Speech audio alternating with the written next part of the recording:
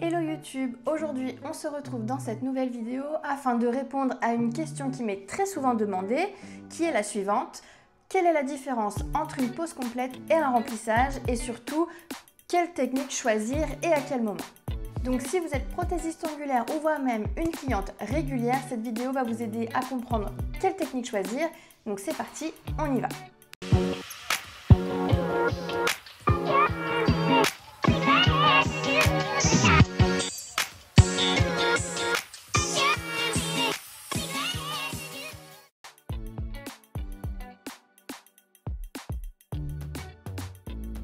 Alors pour commencer, qu'est-ce qu'un remplissage? Eh bien un remplissage, c'est une prestation que l'on va faire à peu près tous les 3 à 4 semaines après une pose complète.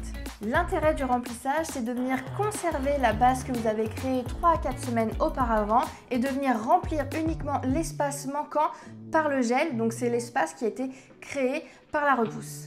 Donc c'est une prestation qui va être plus rapide pour vous en tant que prothésiste ongulaire, qui va être plus économique pour votre cliente car c'est une prestation que vous facturez moins cher. Ça permet également de moins abîmer les ongles puisqu'on garde une base, donc on ne vient pas limer l'ongle naturel, mais attention, ce n'est pas toujours possible. Donc grâce à mon expérience, j'ai réalisé une liste dans laquelle vous allez retrouver les situations pour lesquelles un remplissage n'est pas conseillé et qu'il est plus préférable de repartir sur une pose complète. Première situation, ça va être les ongles qui sont trop abîmés, voire même cassés. Si vous vous retrouvez avec un modèle qui a 4-5 ongles cassés, des décollements qui sont importants, voire même des fissures, on ne prend pas de risque, on décolle tout. Non, on décolle pas tout, on dépose tout et on repart à zéro. Deuxième situation, ça va être une base qui est trop ancienne, donc plus de 4 semaines, ou une base qui a été mal faite par une autre prothésiste ongulaire. Donc là, dans cette situation, le mieux c'est de tout déposer et de refaire une base saine. Troisième situation, ça va être lorsque vous vous retrouvez face à des ongles qui sont complètement irréguliers, avec une forme irrégulière, voire même des ongles très crochus. Ou alors, dans un autre cas, si votre cliente veut changer complètement de forme, et donc là, il faudra repartir sur une base complète afin de restructurer convenablement la forme de l'ongle ou de redresser l'ongle si vous vous retrouvez avec des ongles qui sont très crochus.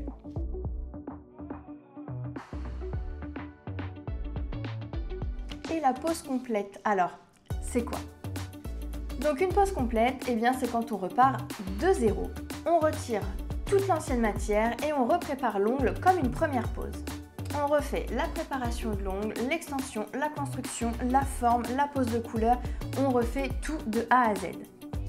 C'est la prestation parfaite pour faire table rase et repartir sur une base saine et surtout solide.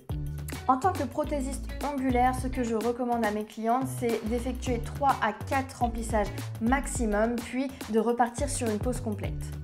En plus de repartir sur une base qui va être saine et solide, ça vous permet également de vérifier l'état des ongles naturels en dessous du gel, puisqu'on peut parfois y retrouver des infiltrations, voire même des mycoses, donc ça vous permet de checker ça.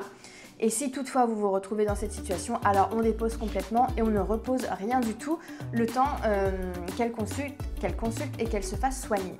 Ça va permettre également de corriger donc la structure de l'ongle et puis écoutez, ça va repartir comme on le dit depuis le début, on va repartir sur une pose qui va être impeccable. Et si vous êtes une prothésiste ongulaire professionnelle, eh bien n'hésitez pas à expliquer tout ce que je viens de vous dire dans cette vidéo pour lui faire comprendre la nécessité de repartir sur une pose complète et de lui montrer pourquoi pas la différence en photo pour que ce soit plus parlant pour elle. Voilà, donc c'était une petite vidéo YouTube rapide mais qui j'espère vous a permis de comprendre la différence entre remplissage et pose complète. N'hésitez surtout pas à me poser vos questions en commentaire, à liker et à vous abonner si ce n'est pas encore fait. Je vous souhaite une très belle journée et je vous dis à très vite dans une nouvelle vidéo YouTube. Ciao!